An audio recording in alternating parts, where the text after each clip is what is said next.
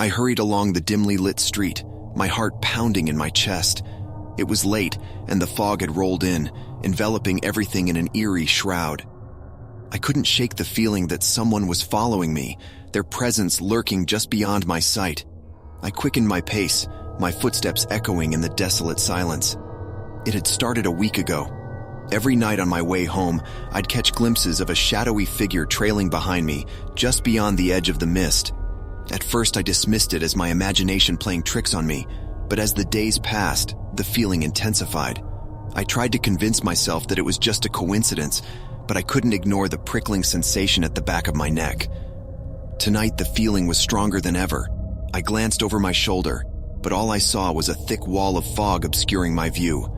My breath hitched, and I resisted the urge to break into a run. Instead, I focused on getting home as quickly as possible. With each step, the feeling of being watched intensified, and I could swear I heard faint footsteps behind me.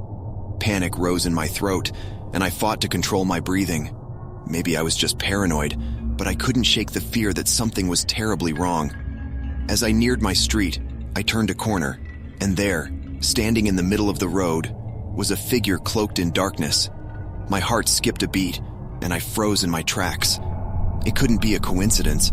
This was the same figure I had glimpsed in the mist all those nights. I stepped back, my mind racing with fear and confusion. "Who are you? What do you want?" I stammered, my voice barely audible. The figure didn't respond, and for a moment I thought it might be a trick of the fog, a mere silhouette without substance.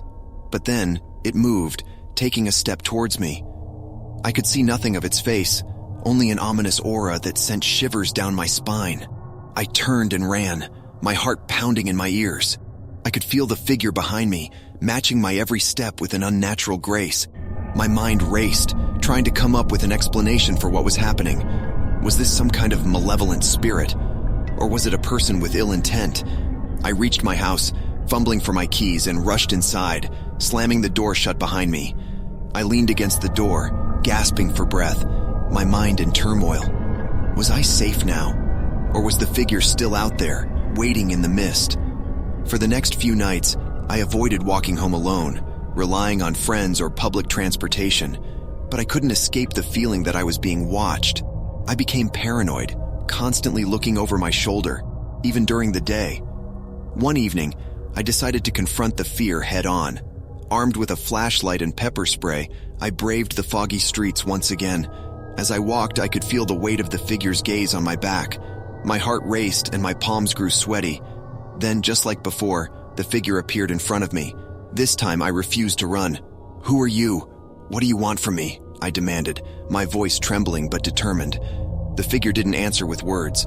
Instead, it reached out towards me, and I saw a flash of something glinting in the dim light. In that moment, everything became clear. The figure wasn't a malevolent spirit or a criminal. It was a lost soul, trapped between worlds. As I reached out to touch it, I felt a surge of empathy. The figure had been following me not to harm me, but to seek help. It was a spirit longing for closure, unable to move on to the afterlife. With a heavy heart, I whispered, "I will help you find peace." As I made that promise, the figure seemed to shimmer, as if acknowledging my words, and then it slowly dissipated into the mist, leaving me alone on the foggy street. From that night on, the figure never appeared again. I like to think that I helped it find the peace it sought, and as I walk home now, the fog no longer fills me with fear. Instead, it reminds me of the night I faced my deepest terror and found compassion in the heart of darkness.